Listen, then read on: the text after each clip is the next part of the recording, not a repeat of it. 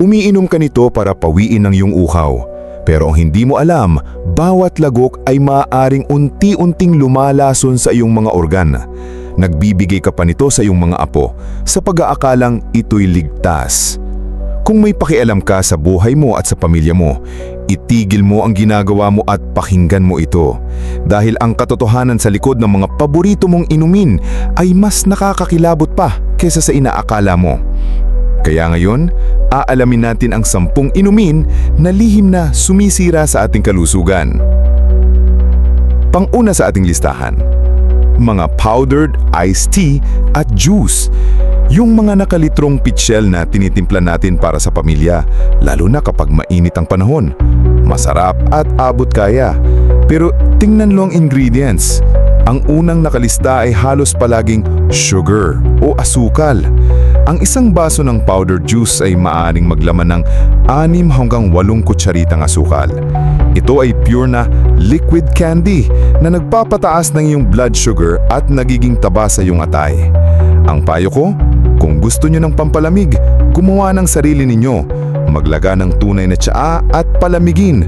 Patakan ng lemon o kalamansi. Kung kailangan ng tamis, gumamit ng kaunting honey o hayaan na lang ang natural na lasa.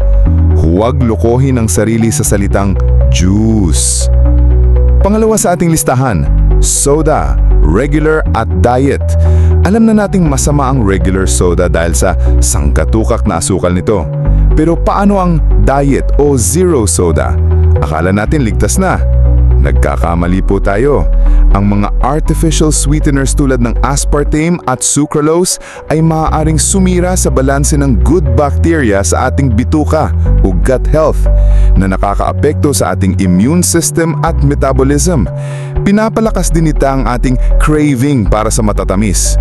Ang payo ko, ang pinakamagandang solusyon ay tuluyan ng tigilan ito. Kung naghahanap ka ng bubbly na inumin, subukan ng sparkling water at pigaan mo na lang ng lemon o dayap. Kailangan lang ng kaunting disiplina, pero ang kapalit ay kalusugan. Pangatlo sa ating listahan, mga energy drink. Ito ay talamak lalo na sa mga driver at mga nagtatrabaho sa gabi. Ang problema, hindi lang caffeine ang manman ito. Kumpul-kumpul na asukal, artificial flavorings at iba pang stimulants ang sangkap nito na parang shock sa iyong puso. Ang paulit-ulit na pag-inom nito ay nagdudulot ng high blood pressure, palpitations at pagkasira ng iyong natural na sleep cycle. Ang payo ko, kung kailangan mo ng enerhiya, walang tatalo sa sapat na tulog. Sa umaga, uminom ng itim na kape. Kung inaantok sa hapon, tumayo, maglakad-lakad at uminom ng 1 basong malamig na tubig. Huwag isugal lang iyong puso para lang sa panandali ang gising. Pakipindot naman po ng like at subscribe button. I-share nyo rin sa mga kakilala ninyong palaging umiinom ng mga nasa listahan. Ang pag-share ninyo ay maaaring magligtas ng buhay. Pang-4 sa ating listahan, 3-in-1 na kape. Nasabi na natin ito dati pero kailangang ulitin dahil ito ang pinakakaraniwang lason sa ating mga tahanan. Ang isang sachet nito ay mas maraming asukal at creamer na gawa ng hydrogenated oil o trans fat. In English, you are drinking sugar-fat coffee. Nakaka-addict ito at isa sa mga dahilan kung bakit tumataas ang kaso ng diabetes sa bansa. Ang payo ko, matuto pong uminom ng tunay na kape. Brewed o kahit yung plain instant coffee. Lagyan nyo ng tunay na gatas, evap o fresh milk kung gusto at kontrolin ang paglalagay ng asukal. Pang-5 sa ating listahan, mga sports drink. Gatorade, Powerade, ginawa ito para sa mga atleta na sobrang nagpapawis at nawawala ng electrolytes. Hindi ito ginawa para inumin habang nanonood ng TV o nakaupo sa opisina. Para sa isang ordinaryong tao, ang sports drink ay isa lamang mamahaling inumin na may asukal, pampakulay at asin. Umiinom ka ng calories na hindi mo naman kailangan. Ang payo ko, para sa pang-araw-araw na hydration, tubig lang po sapat na. Kung talagang pinagpawisan ka ng husto, kumain ka na lang ng isang saging. May natural sugar at potassium ito na mas mainam ta kaysa sa sports drink. Pang-6 sa ating listahan, mga nakakahon na fruit juice. Heto na naman po, yung may nakasulat na 100% juice.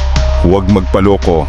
Kahit pa sabihing 100% juice yan, sa proseso ng paggawa, nawala na po ang fiber na siyang nagpapabagal sa pag-absorb ng asukal. Kaya kapag uminom ka nito, ang epekto sa iyong blood sugar ay halos katulad din ng soft drinks. Mabilis ang pagtaas, mabilis din ang pagbagsak. Ang payo ko? Kumain po ang prutas ng buo. Mansanas, banana, dalandan, nasa kanila ang lahat ng fiber at nustansya. Huwag hayaan ng convenience ang magdikta sa iyong kalusugan. Pangpito sa ating listahan, flavored o vitamin water. Isa na namang marketing gimmick. Dinisenyo para magmukhang mas healthy na alternatiba sa tubig. Pero ang totoo, ito ay tubig na nilagyan ng asukal o artificial sweetener kasama ng kaunting synthetic vitamins. Nakakakuha ka ng mas maraming benepisyo sa pagkain ng isang pirasong dalandan kaysa sa isang bote ng vitamin water. Ang payo ko, uminom ng simpleng tubig. Kung gusto mo ng lasa, maghiwa ng pipino, lemon o dahon ng mint at ilagay sa iyong pitcher ng tubig. Ito ay natural, mura at totoong nakaka-hydrate. Pangwalo sa ating listahan, milk tea o bubble tea. Ang isang malaking baso ng winter melon milk tea na may pearls at 100% sugar ay maaaling maglaman ng hanggang 20 kutsaritang asukal at 500 calories. Halos katumbas na ng isang buong meal. Ito ay kombinasyon ng asukal, taba at carbohydrates. Isang perpektong reseta para sa pagtaas ng timbang at diabetes. Ang payo ko, ituring ito bilang isang dessert na paminsan-minsan lang. Kung bibili ka, pumili ng plain na tsaa, walang gatas, at piliin ang pinakamababang sugar level, 25% or less, at iwasan na ang pearls. Pangsyam natin sa listahan, beer at alak. Alam na nating masama ang sobrang alak, ngunit ang isang bote lang araw-araw ay may epekto rin. Ang alak ay empty calories na nagiging taba, lalo na sa ating tiyan, belly beer. Nagdudulot ito ng fatty liver, pinapataas ng iyong blood pressure at sinisira nito ang kalidad ng iyong tulog. Ang payo ko, moderasyon ang susi. Para sa mga kalalakihan, hindi hihigit sa 2 standard drinks kada araw. Para sa mga kababaihan, 1 drink lang at siguraduhing may mga araw sa isang linggo na hindi ka talaga umiinom. At ang pang-10 sa ating listahan, mga chilled at canned coffee. Yung nabibili sa convenience store na nakalata o bode. Mabilis na paraan para makakuha ng caffeine, ngunit tingnan niyo ulit ang asukal. Ang isang maliit na lata ay maaring maglaman ng mas maraming asukal kaysa sa isang donut. Sinisimulan mo o tinatapos mo ang iyong araw sa isang sugar bomb na hindi mo namamalayan. Ang payo ko, magbaon ng sarili mong kape. Magdala ng tumbler. Kung kailangan talagang bumili, hanapin ang mga option na unsweetened o black coffee. Laging basahin ang nutrition label bago bilhin. Mga kaalaman na hinog, ang uhaw ay signal ng ating katawan na humihingi ng tubig, hindi ng asukal. Maging mapanuri tayo sa bawat basong ating iniinom. Ang kalusugan ay kayamanan at nagsisimula ito sa matalinong pagpili. Maraming salamat po at God bless!